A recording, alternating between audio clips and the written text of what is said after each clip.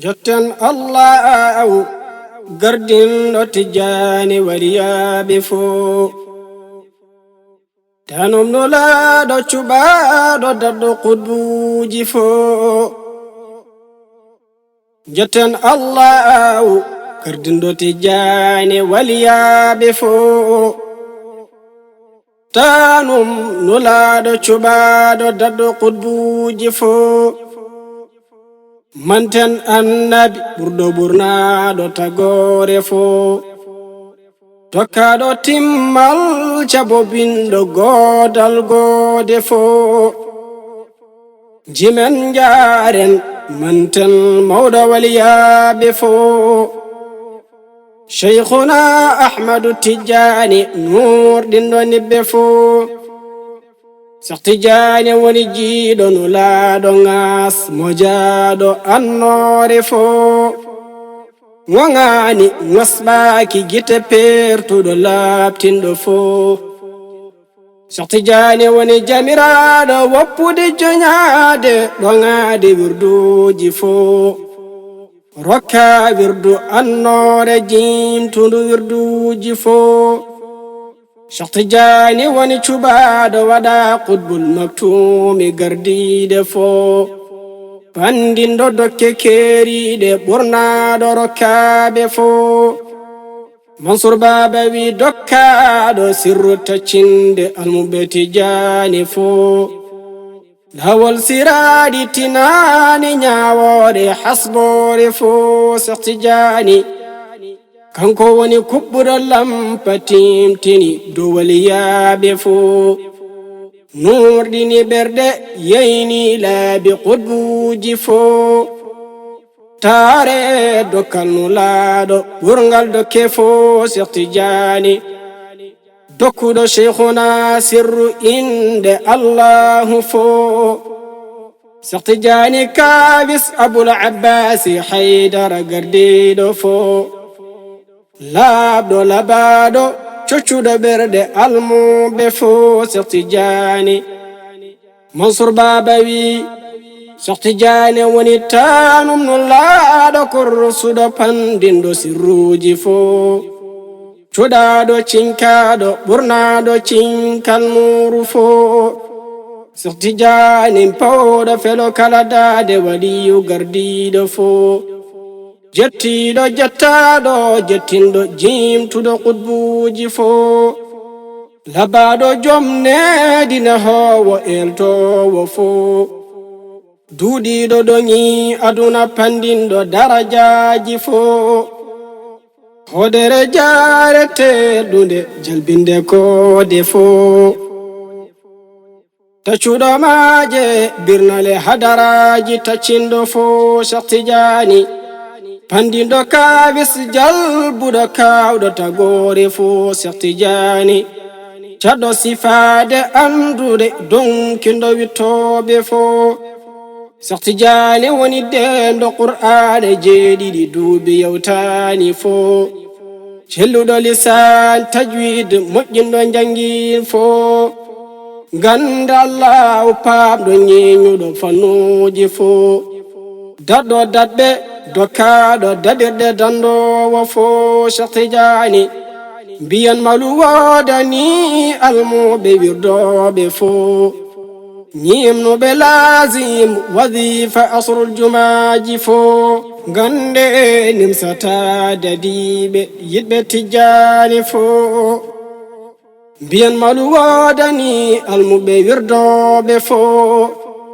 ñimnuɓe lazim wadifa asrul jumaji fo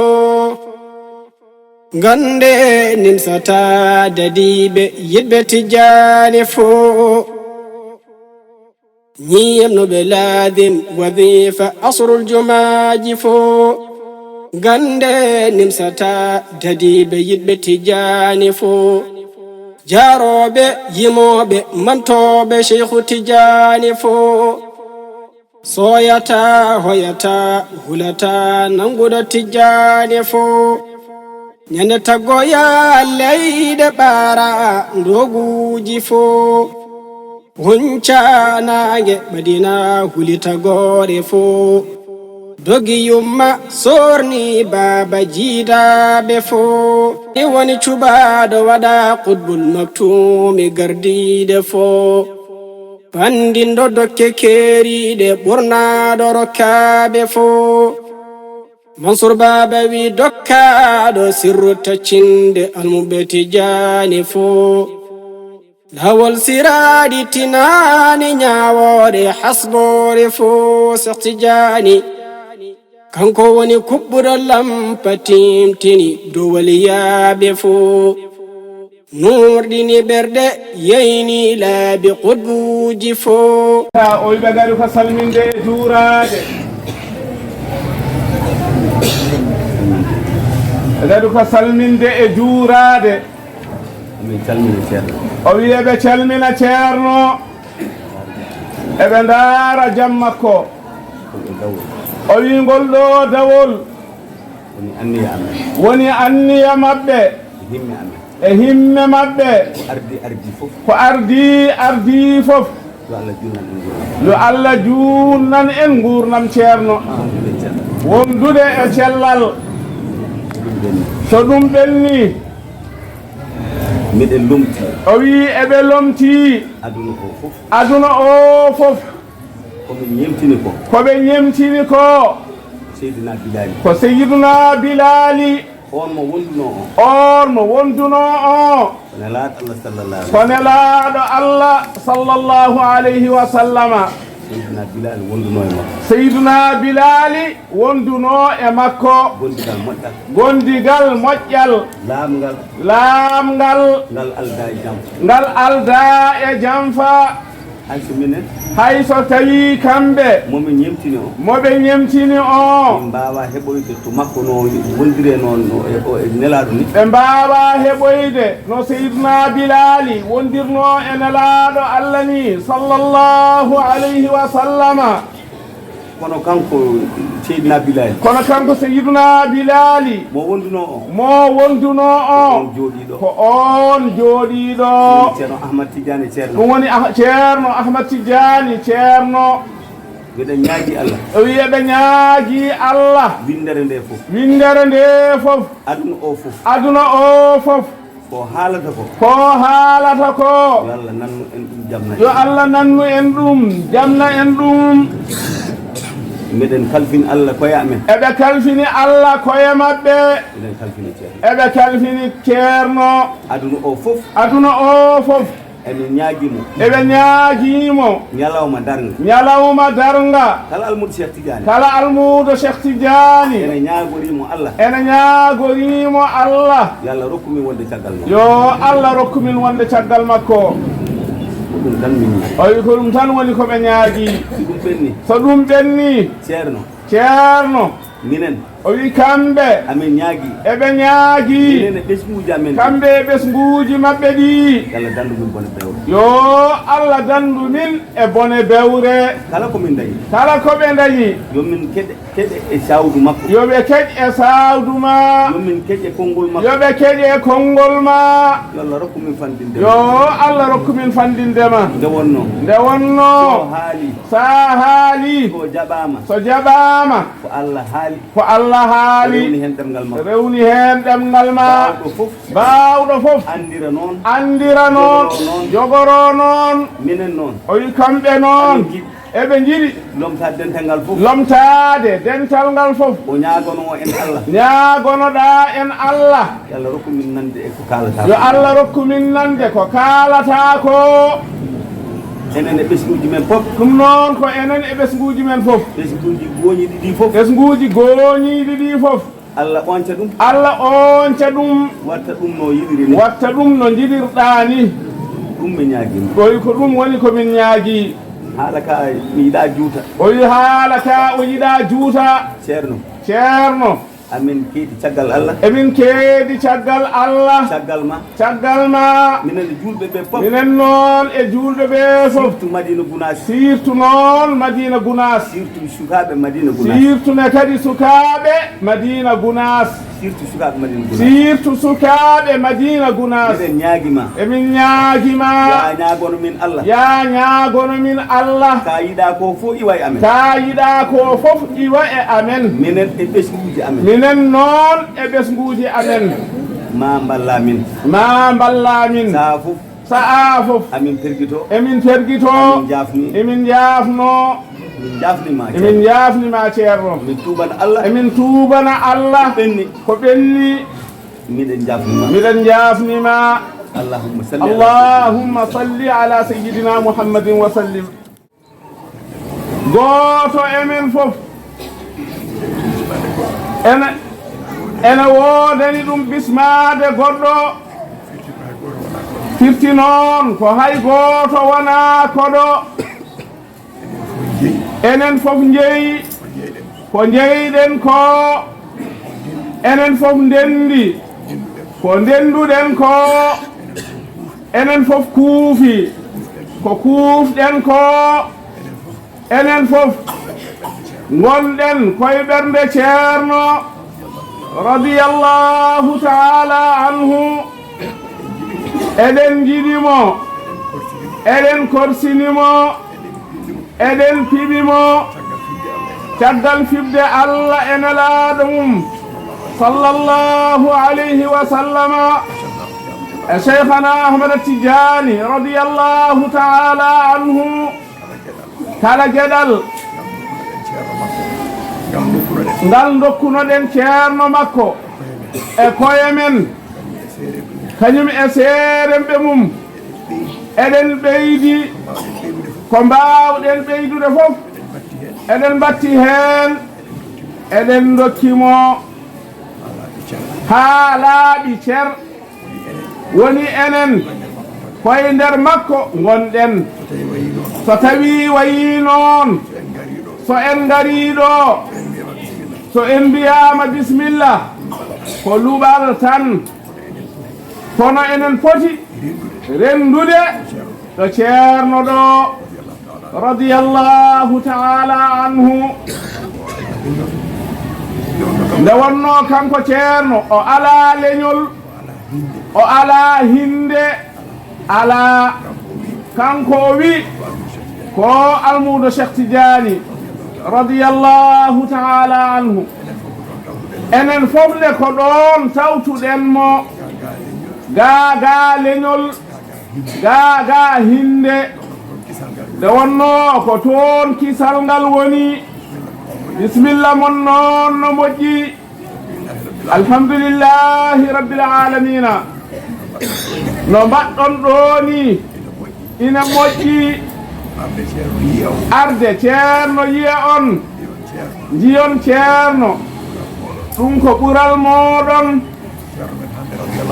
ceerno men hande radiyallahu taala anhu kala jiiɗomo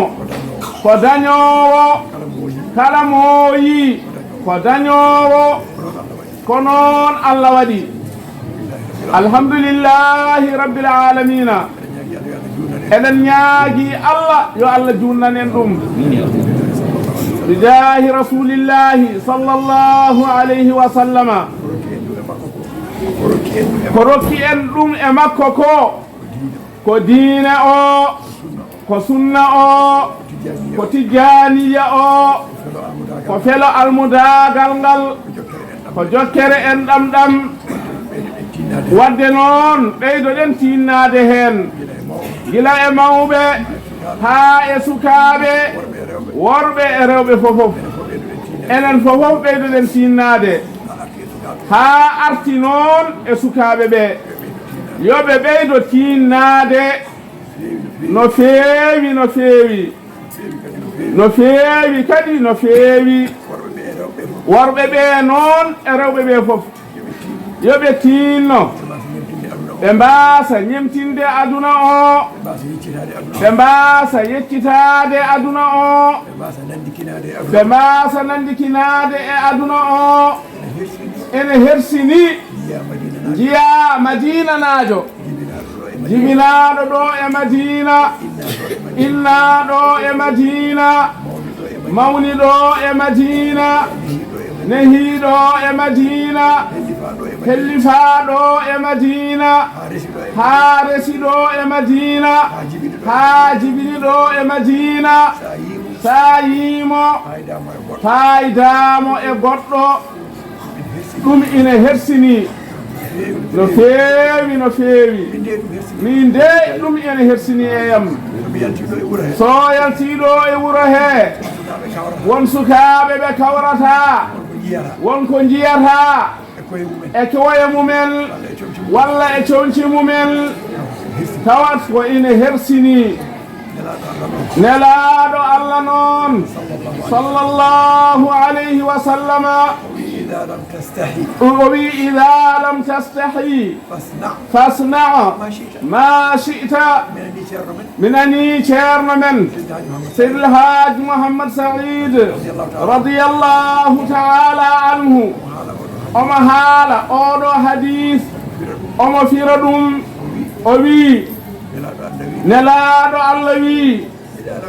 ida lam tastahi so tawi o wi o nani ceerno radiyallahu ta'ala anhu ene fira hadis o hadis mo nelaɗo Allah wi sallallahu alayhi wa sallama ida lam tastahi fasna ma shi'ta o wi ceerno wi an neɗɗo o so tawi an kam gacce ngala e ma a ala kerse a amata a hulata ya wat kala ko jiɗɗa tawde kay gacce ɗe ngala e ma a miijotako a amata a hulata a hersata ya gollu kala ko jiɗɗa o firi ɗum ne kadi firo wongo o wi ida lam tastahi sa andi ko jogorɗa wadde ɗo ko gacce tawatama hen kersa ala hen ngamela ala hen kulol ala hen so tawi wayi noon gollu ko jiɗɗa ko a dañata hen so wona jam geɗe ɗiɗi ɗe fof ene jogii maana kanko ceerno firiri ɗum noon no mbayeten ni e ko mbaɗeten ko so haqqillaji meɗen ene e meɗen eɗen poti andude wonde ɗum ene hersini wadde hoore jappeje nandikino aduna neɗɗo o majji fof omo andi kam tawde ko ɗo e madina ɗum ina jeeya e ko hersini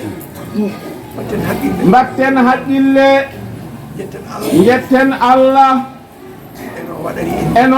waɗani en ni e ko rokki en ko ganduɗa en mbawa rokkude koye men ko kanko tan haandini en hen neɗɗo ne kadi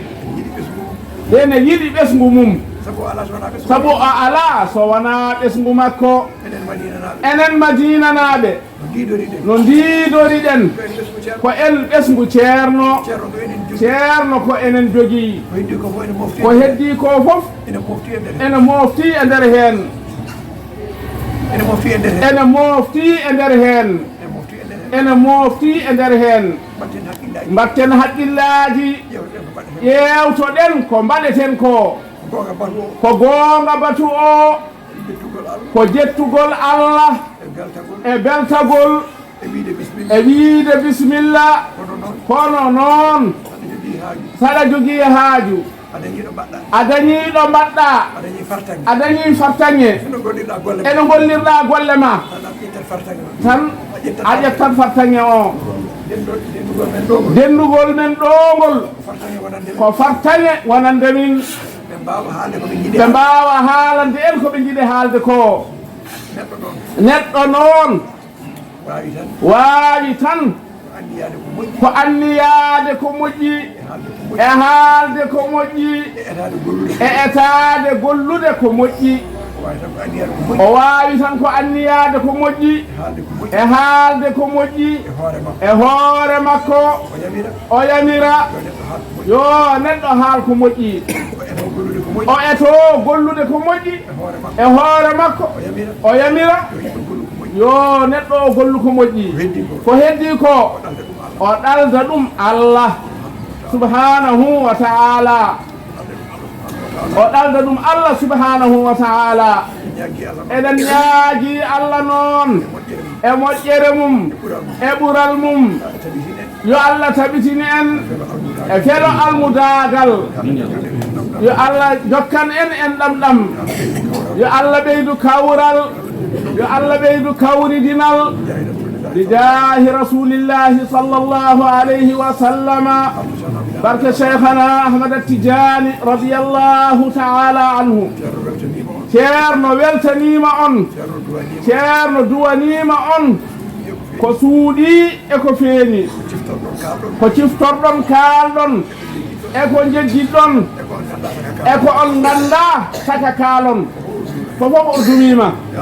yo Allah jabano en fofof بجاه رسول الله صلى الله عليه وسلم بركة شيخنا أحمد التجاني رضي الله تعالى عنه بركة كيرنا مل أسيرا بمم بسم الله من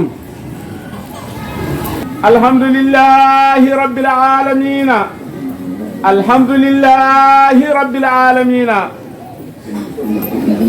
enen fof no poɗɗen ko ɗum tan wodani en hen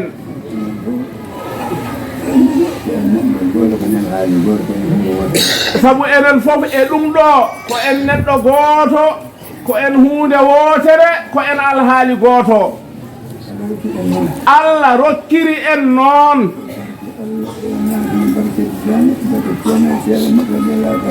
sabu barke Allah e nelaaɗo mum sallllahu alayhi wa sallama e barke Cheikh Tidiane radiyallahu ta'ala anhu e barke ceerno e seeremɓe makko radiyallahu ta'ala anhum alhamdulillahi rabbil alamina ceerno wi en jetti Allah no feewi en jetti Allah no feewi ceerno wi ñaagi Allah yo Allah yoɓ ceerno e seeremɓe makko jobdi moƴƴiri nde o haandiniɓe to makko yo Allah timmin anniyaji maɓɓe e dental he e tijaniyankoɓe fof e juulɓe fof e leñol nelaɗo Allah fof sallallahu alayhi wa sallama alhamdulillahi rabbil alamina ceerno wi ɓeyɗen tinnade no moƴƴi e diine he no moƴƴi e koye men e ɓesguji meɗen worɓe noon e rewɓe sukaaɓe e mawɓe mon fof yo jaggu laawol cheikhana Ahmad Tidiane wirda diinoɗen no moƴƴi toppitoɗen diina men kadi no moƴƴi toppitoɗen en ɗamɗam no moƴƴi toppitoɗen golle men ɗeɗen ballitoro e diina men e maslahaji men yo Allah newnu yo Allah wallu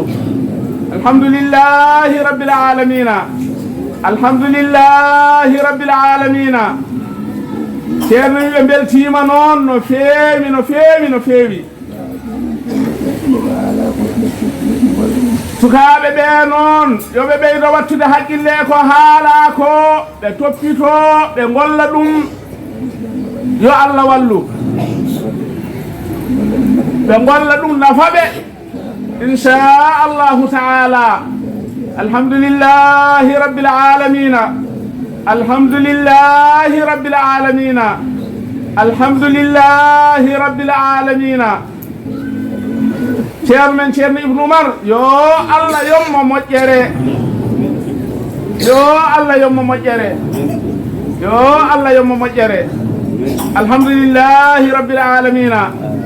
alhamdulillahi rabbil alamina alhamdulillahi rabbil alamina ceerno wi enen fofof en beltanama en duwanama yo Allah jaabano en duwawuji ɗi اللهم صل على سيدنا محمد وسلم. السلام عليكم ورحمة الله تعالى وبركاته. وعليكم السلام ورحمة الله تعالى وبركاته. وإذا كانت تنكم بشير عثمان بري أن كو يتودي الله e yettude ceerno ɗum ɗo fof ko anniya makko ko golle makko woni ɗum ɗo o wi ñaagoto Allah ko yo Allah juutnu nguurdam ɗam ɓeyda cellal ngal Allah newnanma no ballirɗa juulɓe ɓe sabu ka nafoore juulɓe fofof ka nafoore aduna o fofof ko noon Allah waɗi miɗen jettira ɗum Allah min ganda minen min ganda minen so almudagal amen ina timmi kono miɗen gandi miɗen jogii ceerno momin paarnori aduna e laakhara miɗen jetta Allah emin jettuma emin ñaagi duwaw tan an ceerno no aduna o wayi hande ni ene ɓesmu o wayi hande ni huccitanamin e Allah ene laaɗo Allah sallallahu alayhi wa sallama e cheikhana Ahmad Tidiani radiyallahu ta'ala anhu e ceerno men mawɗo duwanoɗamin nde Allah lootata ɓerɗe ɗe rokka noppi ɗi nande ko nafata ɗumen e woppude kala ko lorata ɗumen sa duɓima tan ma Allah jaabo ko ɓesguma minen ñaaginde duwantoɗamin tawa Allah rokka min wawde umnude ɓernde ma ko ɗum tan woni haaju min calmini min juurima emin jetta Allah noon emin jogii baɗowo min tete hamin mbawa yaade hono ceerno men ceerno Ibnu Umar miɗen belti miɗen jetta Allah miɗen jettamo omo nafi min omo walli min omo walli juulɓe ɓe fofof omo jingani minne kadi omo suuri minne kadi omo walli min e maɗa emin jetta Allah emin jettamo miɗen ñaaganimo duwaw yo Allah juurnu ngurdam makko ɓeyda cellal ngal ɓeyda sembe makko o wawa gollandema ko jiɗɗa ko jarloɗon noon jaafoɗon fatihi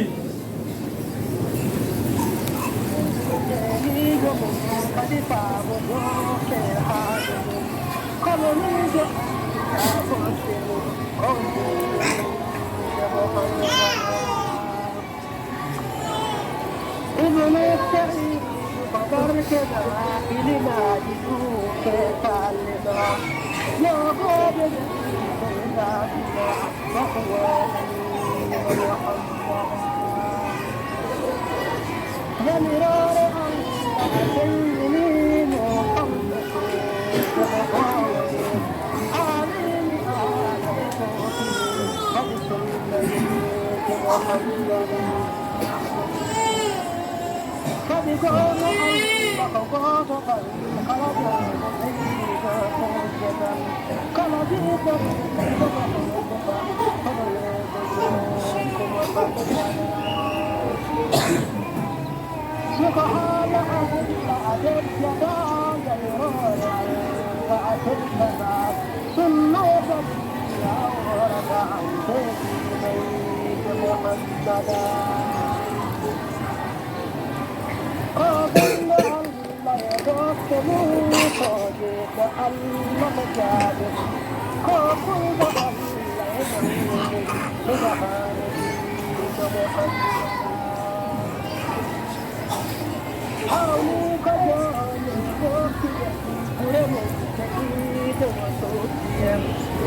آمين يا الله جاب دواو شيرنا السلام عليكم ورحمة الله تعالى وبركاته. وعليكم السلام ورحمة الله تعالى وبركاته.